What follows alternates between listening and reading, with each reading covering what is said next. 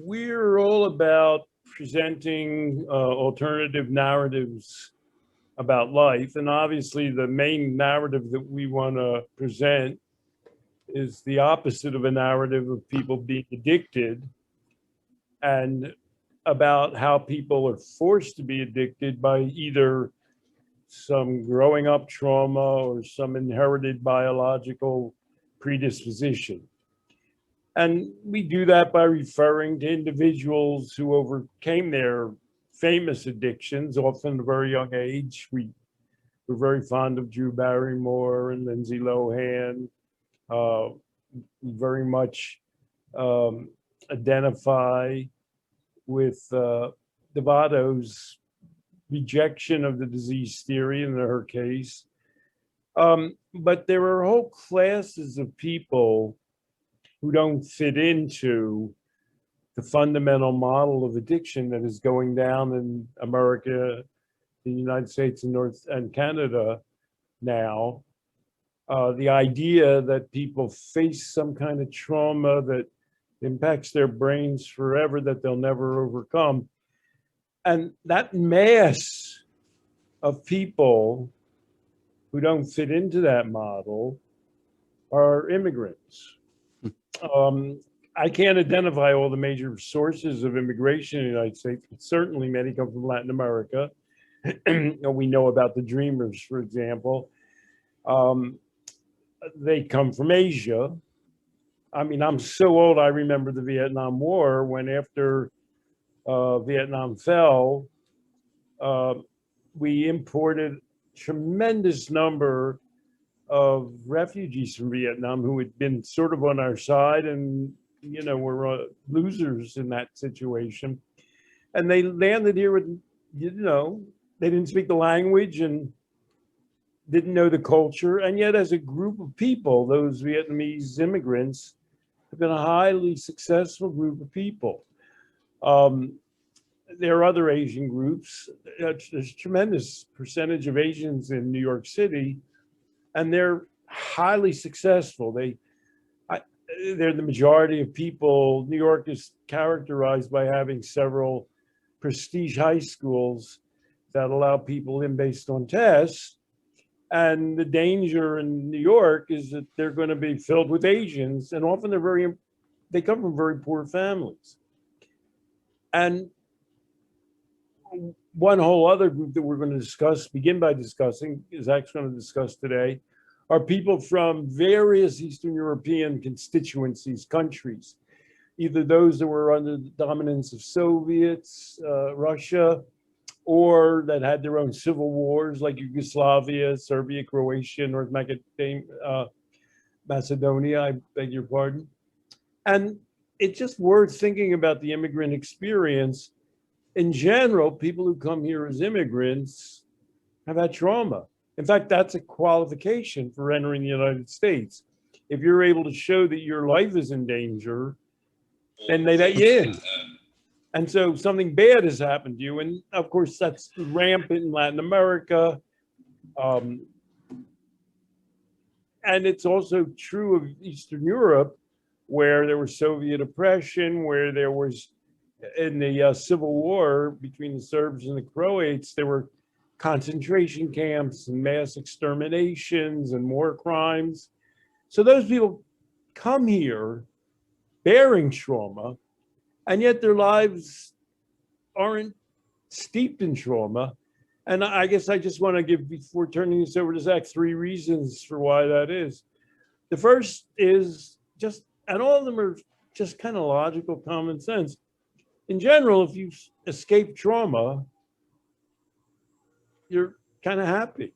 You're happy when you think about your life used to be in danger, or you were impoverished, or you had nothing to look forward to go someplace where that's no longer true. The second thing is, when you come here, there's a spirit, there's a concept of being in America, in the United States, and being free to advance and make something of yourself. There's a culture, which is the opposite of permanent damage culture, It's the culture of, oh, look, the sky's the limit. Look, why don't you try and do something and be successful? And the third reason kind of combines these things. It's the individual's motivation. The person in that situation doesn't come here and think, oh, you know, why bother? They're personally looking at the world as an opportunity, as something they're obligated to try to succeed in. All of these things are, and these are things that we talk about regularly. We're enmeshed in a culture of addiction, of trauma, of disease, and yet we have an indigenous population, the reverse of indigenous. They're immigrants and they're all among us. And we just want to try and explore that worldview, the views of those lives, as a way to present an alternative narrative for people. And Zach had one in particular that got his attention that he wanted to talk about.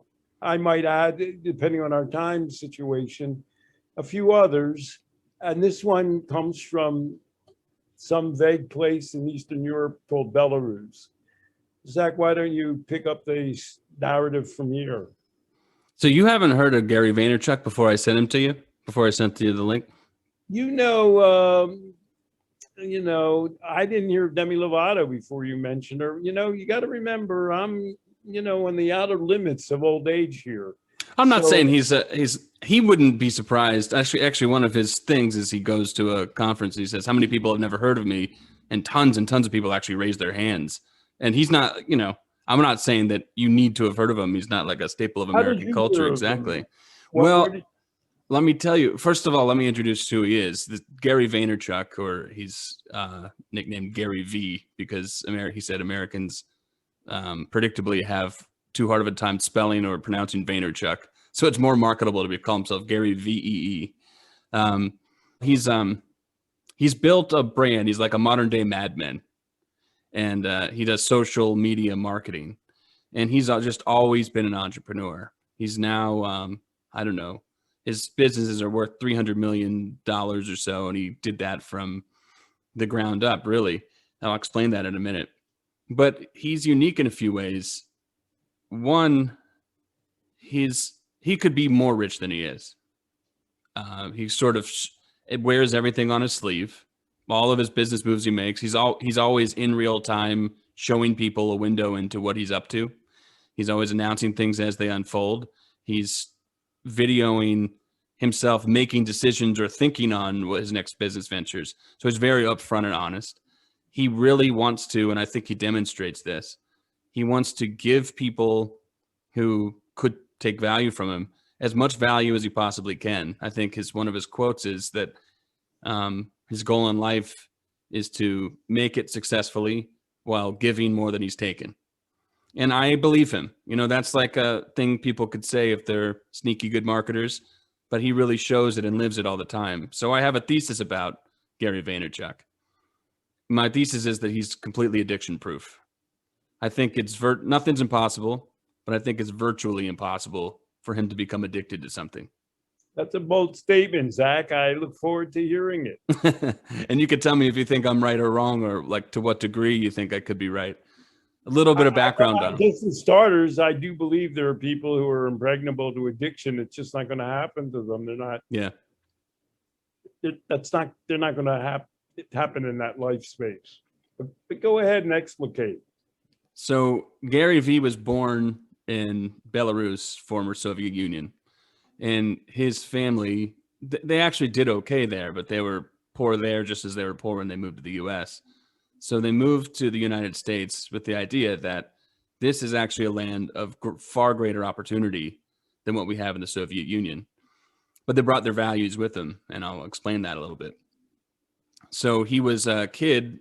I think he was 3 years old. I have it written down, but he was young and he didn't speak a lick of English. So he had to learn in preschool or day school how to speak English. And he still had struggled with that into elementary school. He grew up in a studio apartment, 8 family members. So I think it's 2 of them and 6 kids. And he famously says, I grew up in a studio apartment that's about an eighth of the size of the stages that I speak on now. So when he gets up in front of an audience, the stage is bigger You're than going to his get house. traumatized just hearing this.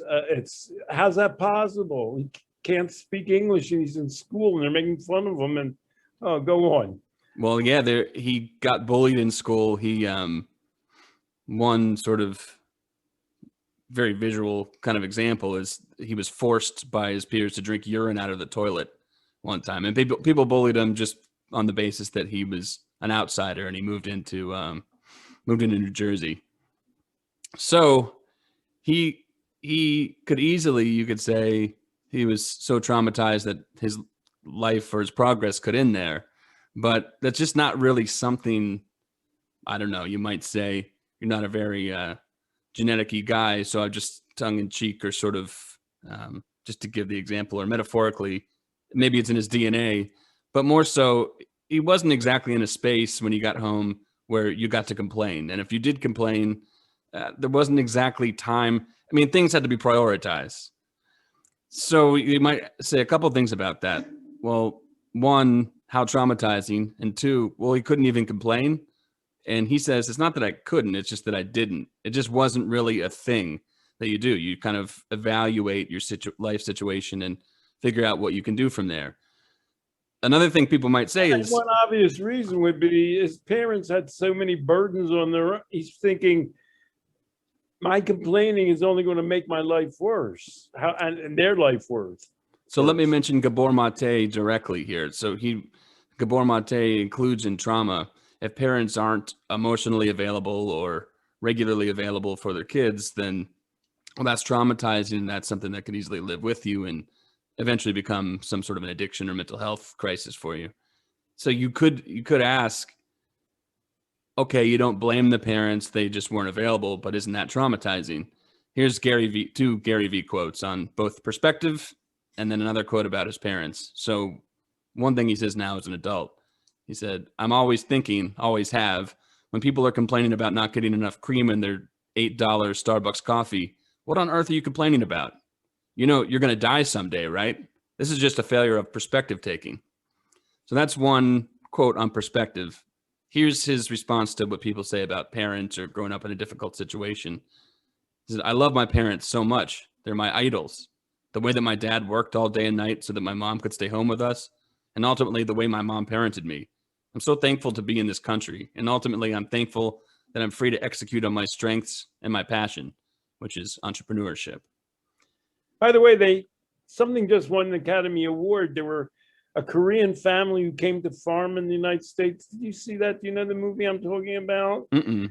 It's famous, and they're out in the middle of nowhere, a boy and a girl and a husband and a wife, and there was nobody to complain, and a grandmother, there's nobody to complain to. They were plunked down in the middle of a field that they had the father was a farmer. That's it. That's their life. So I think that Garyvee's siblings did okay in school. They're an achievement-oriented kind of a family. You work really hard. But not him. Gary, besides being bullied and kind of beaten up in school, besides living in this small space, his dad worked every second of the day, so he really wasn't there. His mom was there, and she was taking care of the kids and doing the way that she knew how and the way that she thought was right. But they had no real money. She wished she could buy them stuff, but they couldn't. And he did horrible in school. He nearly failed out of school. He said that he thinks that his graduating high school is just the mercy of teachers who wanted to see him get through the finish line, or maybe they were just sick of him being there. So what did he do? You might ask, well, if you're an achievement-oriented kind of a person or grew up in those values, and you really seems like you have nothing, you could easily give up there. I mean, somebody like me might, in that situation, I could imagine going to a psychiatrist and saying, well, I'm deeply depressed and have nowhere to go, and then I'm on lithium or some kind of a drug. He did something different. He started selling lemonade. He said that he couldn't possibly help himself once he realized that in America, it's totally legit, even for a kid, to have something, a product, that other people want, and you're just allowed to ask them for money for it, and people will give you the money. So like, we're rich enough, generally speaking, we're well-to-do enough that if people have money and you have something they want, they'll give it to you. That's amazing to him. And he's looking around thinking, why isn't everybody doing this? And so he started lemonade stands, but he did things like, he said he actually started by, he'd snip the flowers out of a person's yard and then he'd sell them to him. So he's always had this knack for being salesy and kind of charming and, knowing how to brand things. Then he started a lemonade stand, and then he started like a lemonade neighborhood franchise.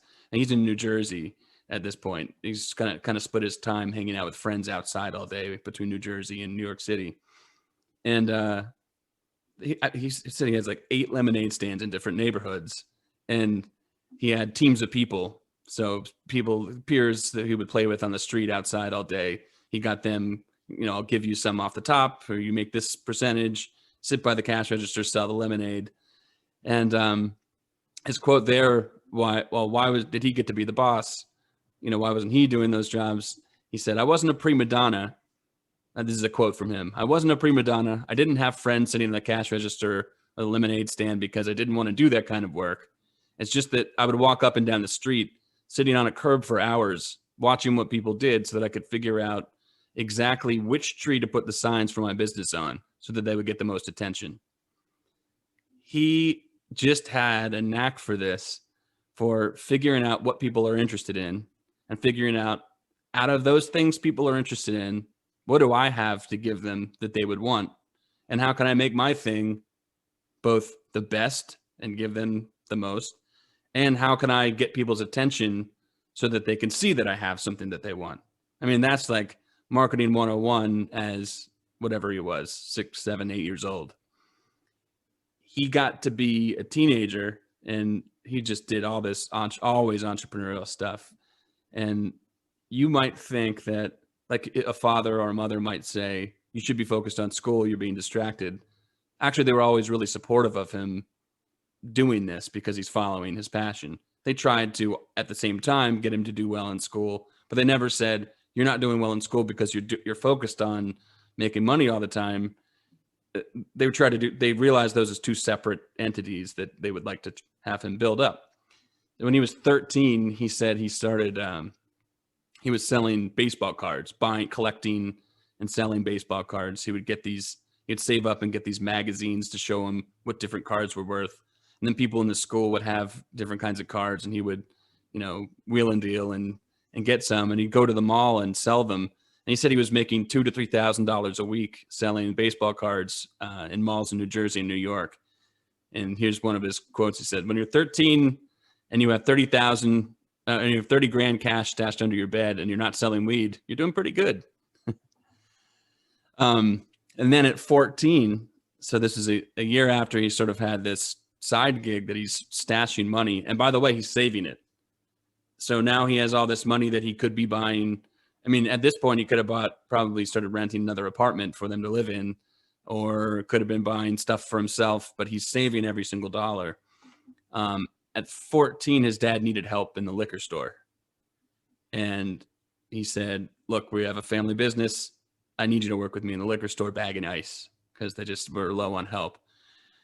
I guess I should have mentioned that his dad worked at a liquor store. So he started that business. And so he started working there, and he took a pay cut. He was making $2,000 to $3,000 a week selling baseball cards in the mall. Now he's working for $2 an hour or something like that at his dad's liquor store. And so here's another space you might think, well, he must have been devastated. And he said, yeah, it was like a punch in the mouth. But at the same time, this is my family. This is my father. This is the person that I look up to. And he's always known that it's family first. So he didn't complain about it. But he also couldn't help but to bring his entrepreneurial skills to that workspace. So someone, just to compare, you might think about somebody right now stuck in a menial job or who feels like they're not using all their skills. He was in that spot, but then he thought, well, what are my skills and how do I apply them to the situation? So he started, besides bagging ice, he started noticing what people were looking at in the store. Like people would come in and what was the trend? Like when people started browsing, what were they looking at? What were they going for? If someone wanted wine, why did it seem like one wine was selling more than the others? And he'd go deep. People would ask him about, he could tell that someone knew nothing about wine and they'd go for one bottle instead of another. So he's thinking, is it the label? Is it the position? So he remapped the store so that there's like a good brand, so that expensive things or things that are on sale or things that would catch the eye, kind of people would be attracted to that. And then his dad commissioned him to do advertising. And he started at that point doing, the internet wasn't a thing yet. So he started putting ads in newspapers and helped his dad think about just the picture, how much to spend, which papers would be the best. He'd hang up signs everywhere, pulling from his lemonade entrepreneurship. And then he said he learned about dial-up email. And he thought, this is it. You know, this is like anyone in the world. This is called the World Wide Web. So anyone could look at this. Now I have potentially the attention of everyone in the world. How do I take advantage of this? So he got on and made a website. And I think he did one of the first, if not the first, what do you call it? Online sale, e-marketing for wine. So he learned how to both make a website for this liquor store while also allowing people to buy things or at least order them online where he would deliver it to them. Then as time went on, I mean, he started really making a lot of money on this business. His dad is paying him more and more money because obviously he's making sales skyrocket. And then YouTube came along, and I guess this is like 2004, 2005, something like that. And he had probably the first YouTube channel where he sits in front of the camera, talks about his product, talks about why it's interesting, the new imports. And he never drank. He's 21 at this point, and he never drank. He didn't really find it interesting. But he said, I did start drinking wine because it's such a social thing to do. Plus, it's selling my product. And I'm not going to sell somebody something and say it's great if I haven't tried it.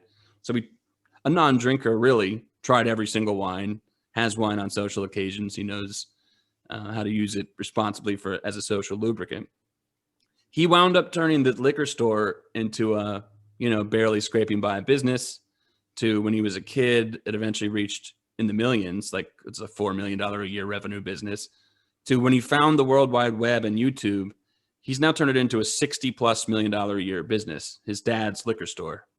And eventually, when he felt like his dad had a handle on things, they had enough employees, he said he parted ways with his father, left him in really good shape, and started his own thing. And so he used a share of his own profit from the liquor store business to start his own business, which is called VaynerMedia, where he just helps other people do the exact same thing that he helped his father do. So he's a consultant of sorts for marketing. Like I said, he could be a billionaire at this point. He has enough recognition. He's making content every single day, putting it out there for people. He has an enormous team of people, but he's concentrated really hard on, okay, if I taken care of my family, am I taking care of, now that I have my own business, am I taking care of my customers?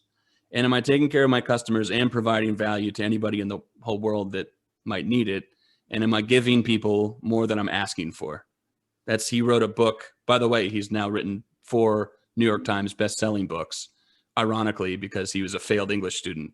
He always says, my teachers must be, faint or wonder who I copyrighted something from if I wrote a book, or plagiarized something from if I wrote New York Times best-selling books, because I failed.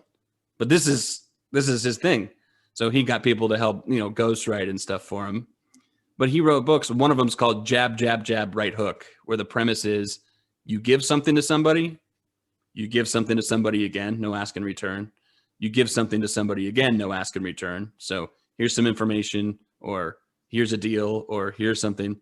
And then after you've really done that and demonstrated that you're more interested in giving than taking, then you can ask and say, we have a sale on this. It would make me feel great if it would really help out a lot if you could buy this product. We know you'll love it. So bottom line, after all that, I know I'll give you a chance to respond to some of this. Well, I He wanted used to ask you, how would you, go.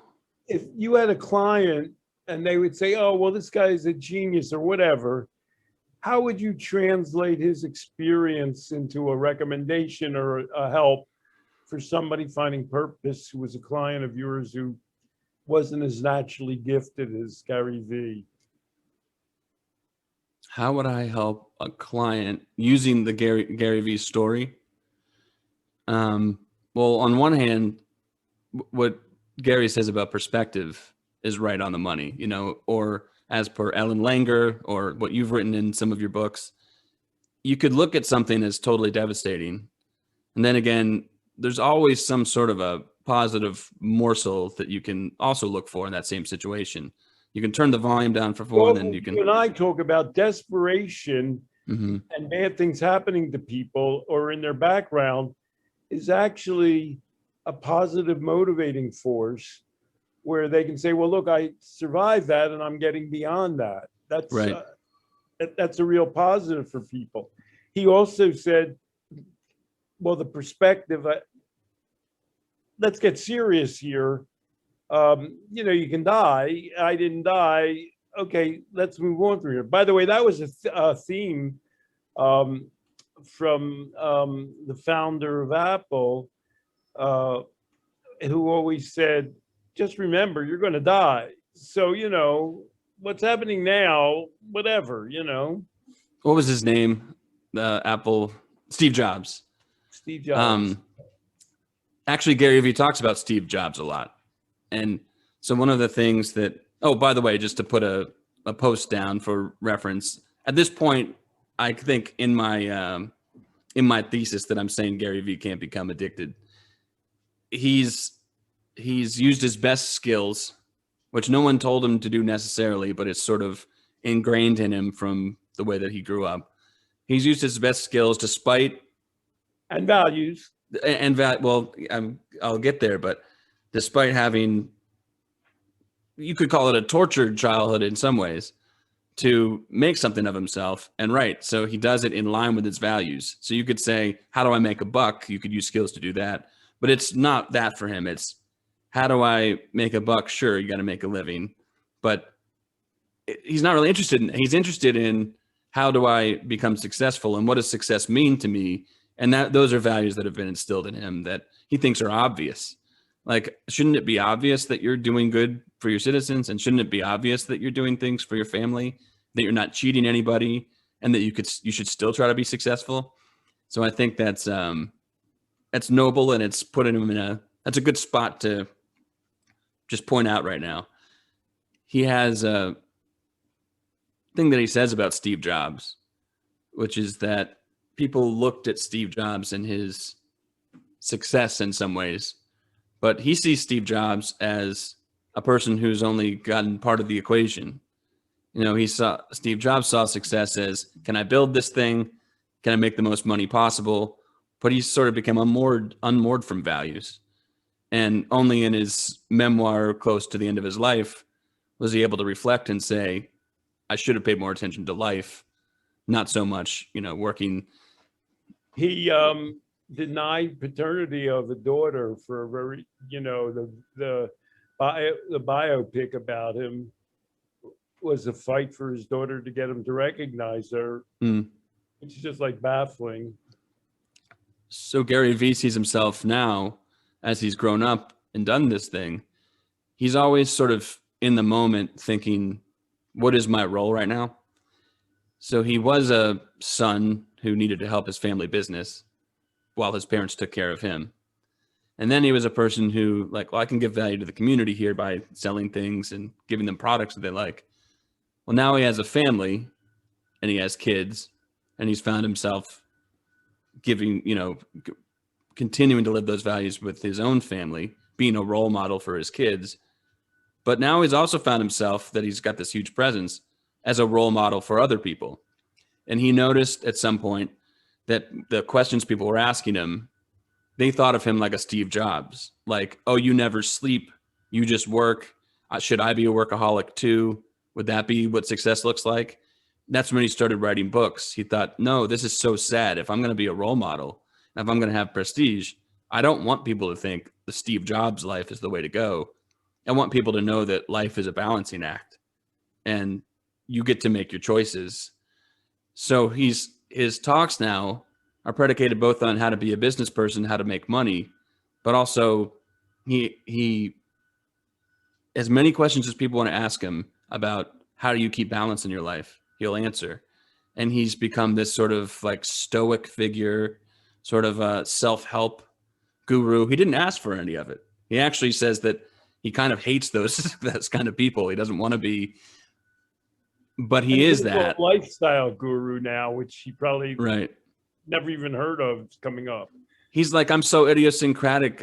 I'm not like anyone I know. That why would anyone want my life? Or so part of it for him is trying to allow people to understand that he's living in an era now when entrepreneurship is pretty cool, but it wasn't always really that way. It didn't used to be like if you play in the NBA, you think that Bill Gates is cool or whatever. But now you're in an era where if you're on social media and you're an entrepreneur, it's kind of like a cool thing to do. But not everyone's cut out for that. So a lot of people ask him questions about entrepreneurship. How do I make it? And he'll say, it sounds like you're not really an entrepreneur. Actually, it sounds like, but that's not to besmirch or say that you shouldn't continue to put effort. But everything that you just told me, it kind of sounds like you're and whatever it is, you'd be great at whatever. So it's almost like he's an LPP coach talking to an audience, giving them life advice. Well, that's a little bit he's doing coaching along the lines that I know you do in the Life Process program, where you help a person to focus on what their skill and value mix is. Right. You're looking in that whole combination that they present to you, and you assist them to sort of focus on that part of it that is them, and that can be used to move forward.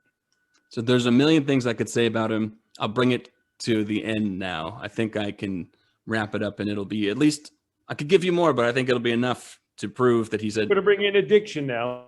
Right. I think he's not able to become addicted. Here's something he emphasizes, that he puts his family and his values above everything else. And he doesn't just say that, he really does live and think that way. One exercise that he said he does, and then he realized later that this is a kind of a stoic thing to do. He wakes up in the morning and imagines that the people closest to him are gone. They've died in a train wreck or something. And he thinks about how devastated he would be by that. And he thinks about what his response would be and how the things he feels like he would miss about them. And then he kind of shakes himself off and then goes and spends time with those people and does those things so that nothing could ever happen where he regrets not having been with his family. One of my favorite quotes from him, and by the way, he doesn't mind cursing, which has sort of become his brand. He just is who he is. So forgive us, LPP clients, if it offends you. He said, I don't give a fuck if I go bankrupt tomorrow. I know I have what it takes to start over. Part of me secretly wishes that would happen because starting over is where the fun is. What I do care about is the well-being of my family and the people that I love. I believe him. I believe that there's kind of some fun in having nothing and building up because he knows he can do it. How would he never get addicted based on that platform? Because what would bring him down? He has purpose. So what would bring him down so low that he feels like he couldn't be purpose driven anymore? And he's not a person who's going to do something that would ever hurt his family. Right. Right. It's a value. I mean, he sort of processes everything through, will this hurt my family? Will they be okay? Will they have money? Will they live? Will they be happy about me? So those are two values, purpose, including helping the world, but his obligation to his family, it's just hard to imagine, suppose somebody took him in a prison sentence. This happened in that drama on television, about the woman's secret agent. They take the man in and they inject him with heroin for whatever, a week or 2 weeks straight, and then he's totally helplessly addicted. Garyvee would come out of that situation and say, well, what do I have to do right now? Right. Gosh, I have this drug in my system. I'm going to have to clear it, whatever that requires or whatever that experience is like. But what's my family been doing during these couple of weeks or 3 weeks? Mm-hmm. What's my business has been doing? Where do I have to pick up my life again? And that's sort of what happens to hospital patients. They're given an IV with better dope than you can ever get in on the street. And then they go back to their lives and they say, well, I'm not going to go score heroin on the street instead of like working and supporting my family. Right. We ask people in the Life Process program a question about values, and we say, eventually we get to a place where we say, what's one value that you refuse to violate? And you're right, family would be one of those things for him. Back to square one to him first means, how am I taking care of myself and the people that I love? He could care less about the prestige that comes along with his being successful. That's just something that kind of happened. Oh, and there's one last thing. We talk in LPP about greater goals, greater horizons, broadening, looking into the future. He has one single end goal that he talks about. He wants to buy the New York Jets. So he lived in Jersey, frequented Jets games. That's something that he managed to muster some money, and then he would go with friends to watch the Jets play. And that was one, and it still is for him, one time when he's in the zone doing something for fun. He lets himself have a little vacation and he roots for them. And he kind of even likes that they lose all the time. He's like, I like that they're just, they have so much potential because they lose all the time. And he, just to add the emotional element, he always wanted a Jets jersey. It wasn't so much for like tangible items or whatever. He wasn't a materialist person, but his friends all had Jets jerseys and he wanted to fit in there, but they couldn't afford to buy one then when he was a kid. So his mother knitted him a Jets jersey, and it was super ugly, but he wore it all the time. He didn't care, like, are people going to make fun of me or something like that? I know that sounds so trivial, but you might think of somebody growing up that age, like, oh, my friend's going to make fun of me. He wore it proudly because that just showed the love and the spirit of his family. And he still hangs this Jets jersey in his office. So his whole wanting to buy the Jets thing, it's not because then I could, have fame, or then I could have so much riches. He loves football. He loves the Jets. He thinks it would be a good business. It's meaningful to him.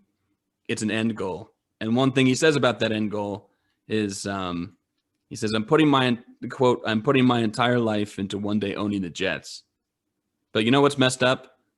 I won't be sad if I never do own them. It's about the journey for me. What would make me sad is if I lost that dream and stopped trying. So I want to switch a little bit.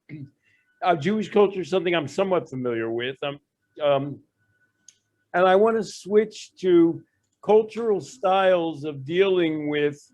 You said he didn't drink. He only drank wine occasionally, or Right. after he got into business. In fact, wine drink, I want to get into that Jewish cultural thing by using some other cultural examples, two of them. If I were to debate somebody, you and I discuss in a different venue, there's a whole movement towards getting people to stop drinking alcohol all the time. It's constantly bombarding us on Medium. And they say, why do you need alcohol to be happy? And their whole view is of alcohol as a totally negative experience. If you go to a Jew, I think I've asked you this before. I'm going to ask you, do you know what a bris is? Is that a circumcision? Jews have a ritual circumcision. And the first prayer that a Jew says over the baby, and it's an anesthetic, is to put wine on the baby's lips. Berei Peri Guffin, blessed is the fruit of the vine. Is that a whole different concept of alcohol? And so, we're talking about foreign cultures who come here. And I'm just going to talk, I'm going to talk about two examples.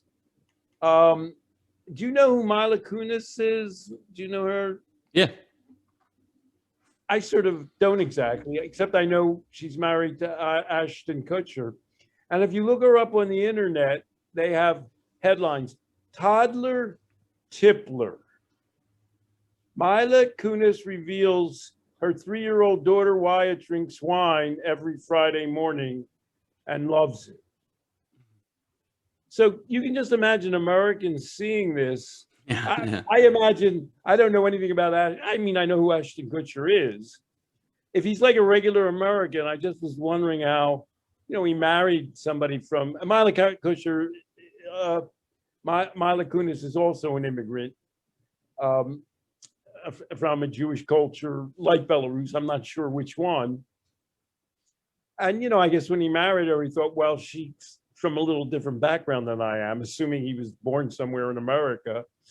And so I guess she had to explain to him, well, we give the baby wine. And, I would have liked to have been there when she explained that to him. So this came, some of the newspapers that revealed this, like People Magazine, it's sort of like, hey! Because in America, the concept is the more you drink something, the more likely you are to get addicted.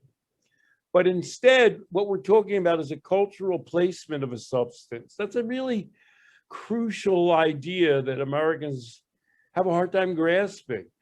If I were to debate the guy who's propagating, why doesn't everybody get in recovery? Why doesn't everybody stop drinking?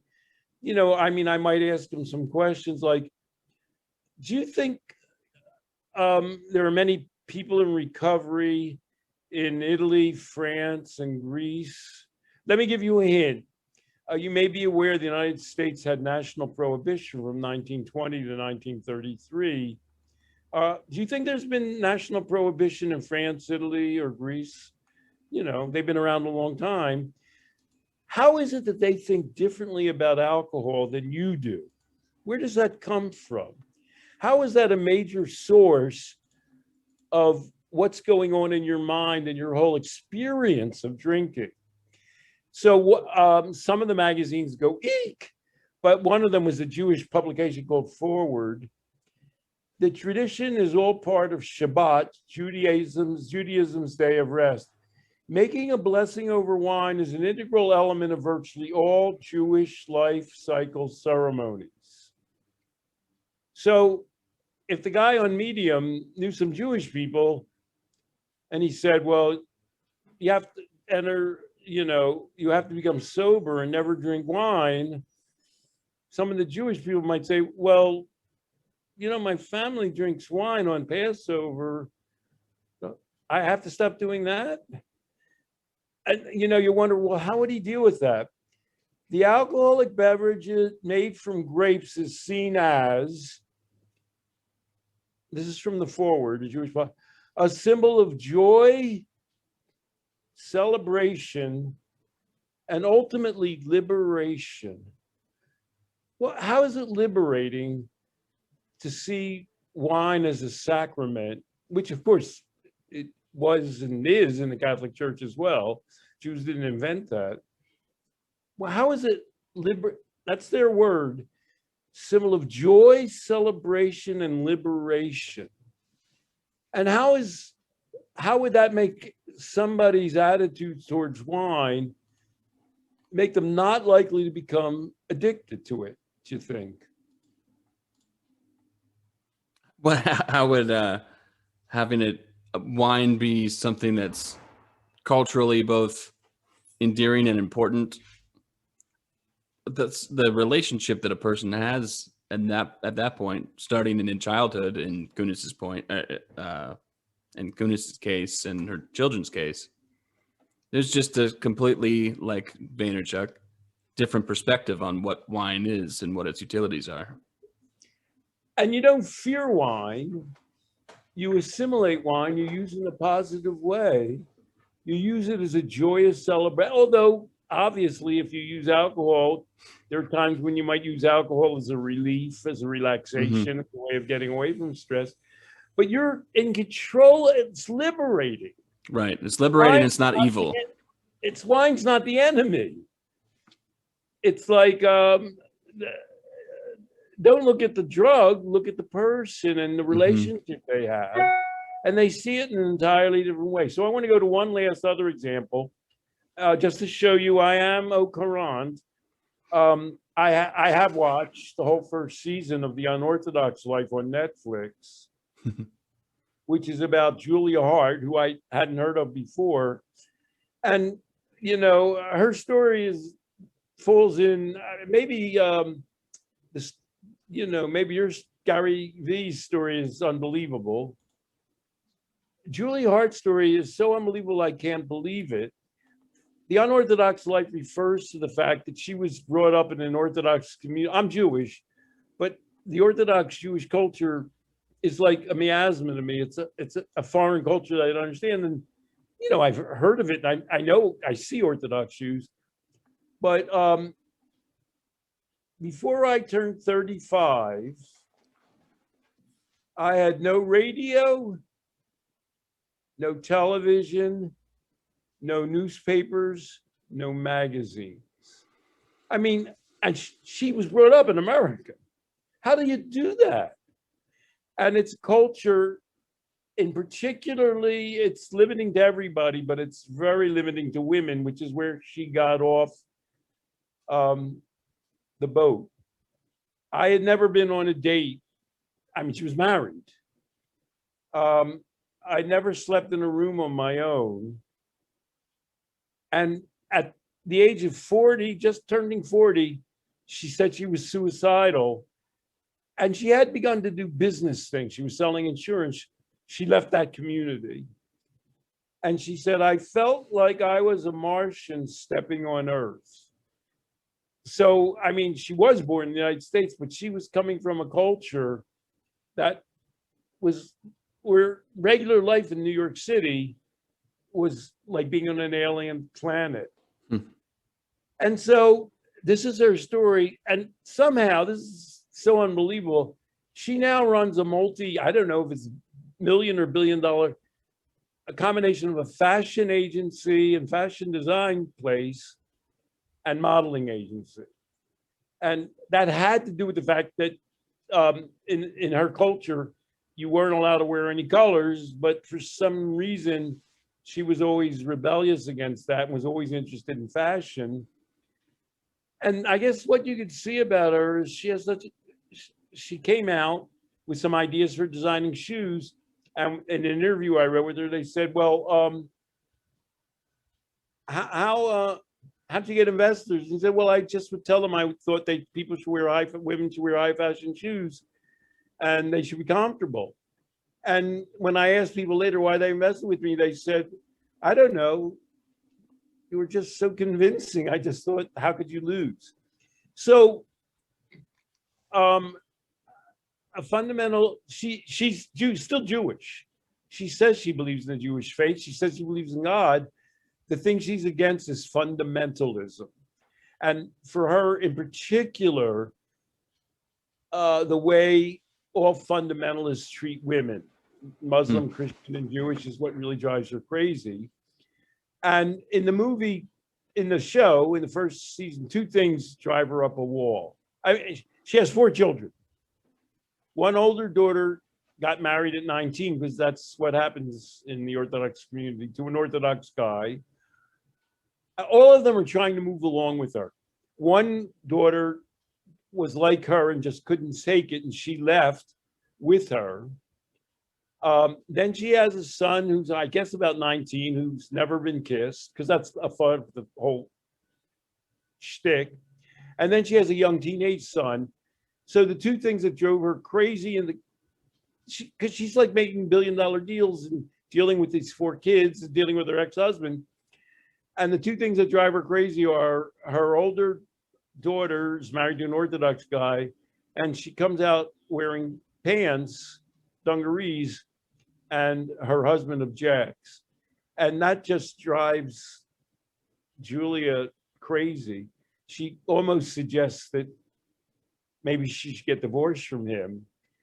And then she goes back, her younger son still lives with her husband, her former husband, and they're paying for him to go to an expensive yeshiva.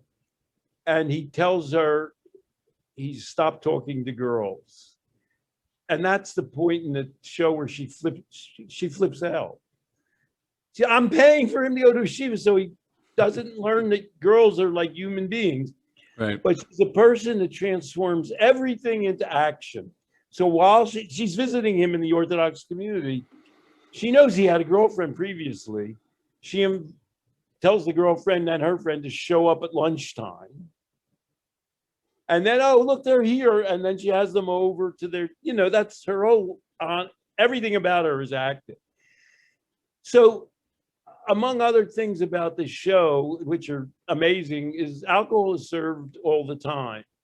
She drinks a lot of wine. She feels wine's an appropriate part of her life. That's one thing Orthodox Jews are not, reactionary about. And sometimes she'll drink cocktails. Alcohol is a part of her life. And when you say somebody's not going to become, this is a woman who's not going to become addicted. A woman who didn't read a magazine until she was 40 and burst out on the street and started $1 billion business. She's not going to become an alcoholic. And so throughout, what's amazing about the show, I didn't know how much I would like it, is the good spirit that all the people show towards one another. It's just really amazing. And I'll give an example. They end the first season. Her ex-husband, who's not a bad guy, he's Orthodox, has a new fiance. And so her whole family gets together, all 4 kids, to meet her ex-husband, her current, she's married to an Italian design guy. And the woman her ex-husband's going to marry, who's Orthodox, but who does a catering service. So she's not somebody who's really hammered down into a little slot. And altogether, guess what? I don't know if they show the kid drinking wine. Maybe that would be too much for American television. But they all drink wine together, and they all get along to each other. The 4 kids, the new wife, she has a gay business partner. And it's, you're sitting there, and you say, well, this is a group of people, they have issues, who are trying their best to be successful, to integrate a whole complicated set of family issues. And wine's and alcohol are a part of that. So, just being able to transpose ourselves into a different way of thinking, individual minds and cultures is. So I want to give one quick last thing. I might have gone a little too Jewish. So I just want to talk briefly about, do I have a minute to do this, Zach? Yeah, but you never did answer. Do you think Garyvee can become addicted? I don't think Garyvee can become addicted, but Garyvee's your guy. I don't think Julia Haart can become addicted or alcoholic. They could pour wine down her mouth in a funnel, for 3 weeks. So I told you up front, I believe there are people who are addiction proof. Yes. And I wrote a book at one point called Addiction Proof Your Child. I believe you create a person with resilience, with values, with purpose, with consideration for community. They're not able to be addicted. Just wanted to hear you say it before you moved on. I just wanted to hear you say it before we moved on. So I want to talk about, I'm constantly doing research, as you can tell, because I just told you I watched Julia Haart in the Unorthodox Life. And yesterday I went to see the movie starring, is it called Cola or Lola? Starring Riley Keough. Do you know who Riley Keough is? That's Elvis's daughter, the actress. Granddaughter. Granddaughter. That's right. So, and she's a comedian, does comedy shows. The first thing you think about her is she traumatized or privileged? Right. Grandfather's Elvis Presley. That's like saying, "Oh, my grandfather's the king." No, that's his nickname. On the other hand, her mother is Lisa Marie Presley, and her father was Danny Keough. And she was raised primarily by her father. So, okay, we can jump to the end. She, I believe, is Elvis's only biological grandchild. So she's going to inherit that, Yeah, the Elvis whatever. Presley estate. Right. I don't know. There may be some artists who's got more money flowing in, including Graceland. I believe she gets it all. But in the meantime, as you may know, Lisa Marie Presley married first Michael Jackson. That lasted 2 years. And then she's possibly not. I mean, I love Nicolas Cage. I just saw Nicolas Cage's most recent movie, The Pig, which is a whole other story. Then she married Nicolas Cage, and that lasted 2 years. So if your mother is marrying, has 3 different husbands in, 5 or 6 years, that could be considered traumatic.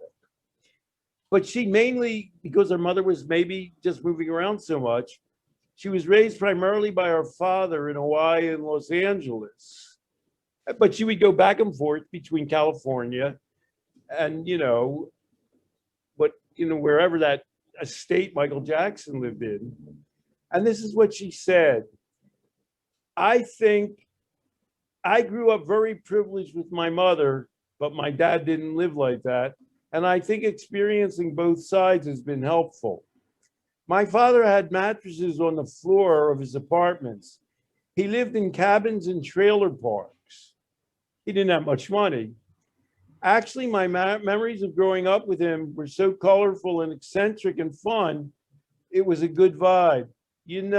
When I was like 8, I told him, I want to grow up and be poor like you. So, I mean, we're not recommending, nobody would recommend that somebody grow up being poor. I mean, but talk about, just the same way that your client, he grew up in a poor household. In a way, there's a positive side to it. At least she found the positive side to it. I guess that we're going to ask the question is, could Riley Keough ever become addicted? So I'm going to jump to the tragedy. I mean, you might say, did she have a traumatic upbringing with her mother's serial marriages, which happens, and spending a lot of time with her father who's living in a trailer park? And on the other hand, somewhere down the line, she's going to be wealthy. And, if you tell people, your grandfather was Elvis Presley, perhaps you get a lot of advantages in life. But everything's not a miracle for every human being, and people have different reactions. She had a brother, Benjamin, who killed himself in July 2020. So the question is, will Riley Keough, that's traumatic. She wasn't a child, so it's not a childhood trauma. She was an adult. How do you deal with that? And will she become addicted in response to that? The first 4 or 5 months, I couldn't get out of bed. I was totally debilitated. I couldn't talk for 2 weeks. Even now, Keough finds the tragedy hard to accept. It's very complicated for our minds to put that somewhere because it's so outrageous, she said. If I'm going through a romantic breakup, which, as we know, can be traumatic for some people, I know what to do with that and where to file it in my mind. But when your brother commits suicide, where do you put that? How does that integrate? So we're dealing with a person who had, I don't know, did she have a traumatic upbringing or a mixed upbringing? And then she encounters a genuine trauma. How did she deal with it? So Keough got through it with the help of her friends and her husband. And this, of course, our last video was you're dealing with a family tragedy, which in a way brought the family closer together. Um, you didn't go to therapy because of that trauma, but you maybe, and she does, this is what she didn't go to therapy. You talked earlier in this session, well, if something bad like that happened to me, maybe I would go to therapy. Keough got through it with the help of her friends and her husband, but first she laid down some ground rules. I wanted to make sure that I was feeling everything and I wasn't running from anything. What's that mean to you? What's she's saying? That's a direct quote. People are only as traumatized as they give something the meaning of trauma in their lives. In other words, you could take an event as all encompassing in your life, and you could want to, in that perspective, escape from it constantly. She's taking it all in and thinking about life and wants to experience life.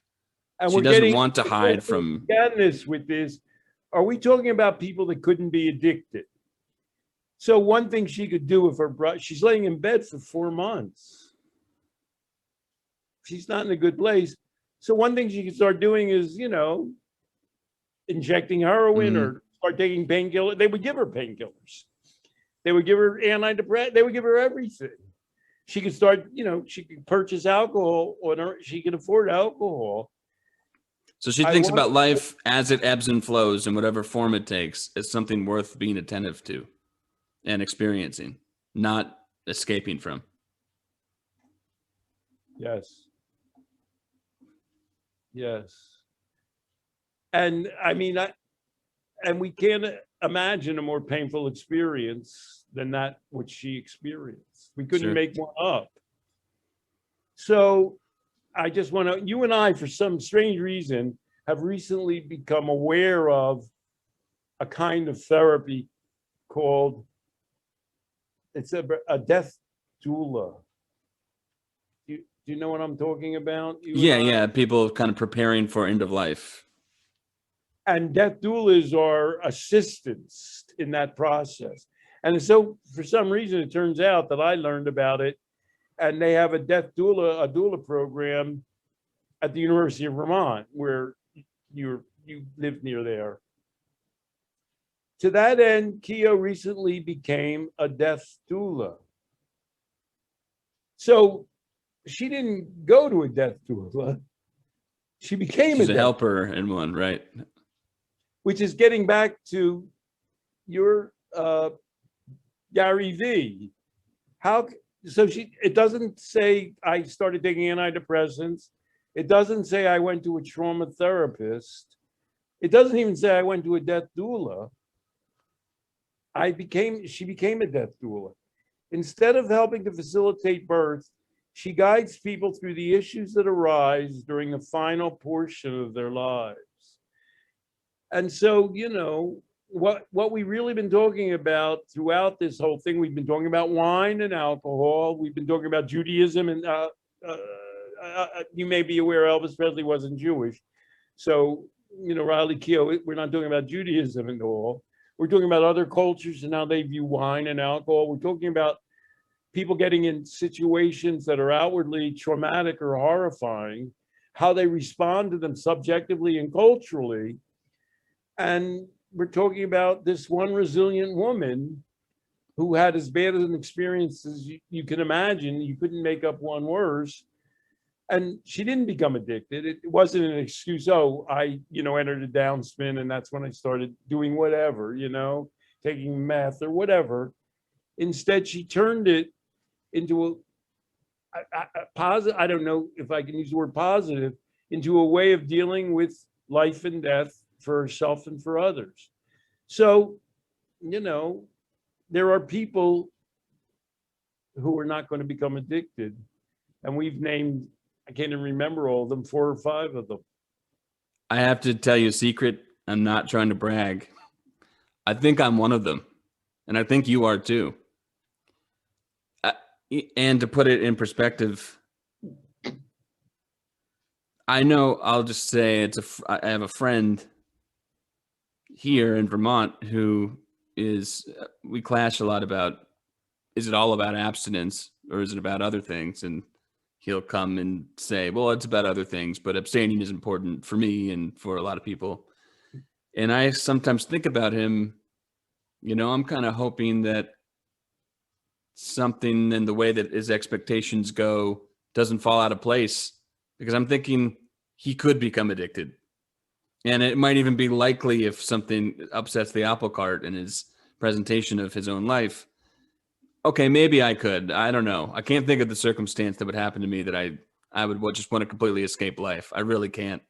But I know that some people just misattribute the power to drugs themselves, social media itself, whatever it is, so that they try to avoid it. And there are just some things in life that are so ubiquitous, as drugs, as social media, as sex, as love, that you can't really avoid it. So you go through this dissonance in your mind when you're actively, not avoid, So I just wanted to make that comparison. I actually have a section in my memoir, A Scientific Life on the Edge, my lonely quest to change how we see addiction, where I say, why haven't I become addicted, or why can't I become addicted? And I cite 2 pieces of research.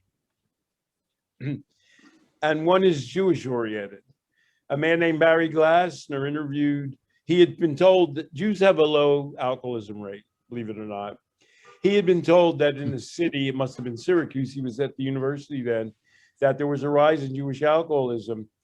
So he asked the guy who was claiming that, can you point me to some Jewish alcoholics? And he could never find one. Right.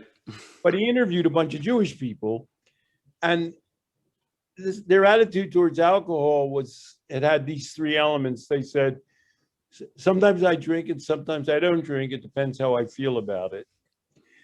I stay away from people who drink excessively. They're not a part of my social group. I don't want to be near them. And the people that I'm with don't like people like that. And the third thing is they identify being Jewish with not giving in, not being alcoholic. That's a part of their identity. It's frozen into them. And then the second study I talk about is Chris Johansson. Chris Johansson was married to Charles Bob Schuster.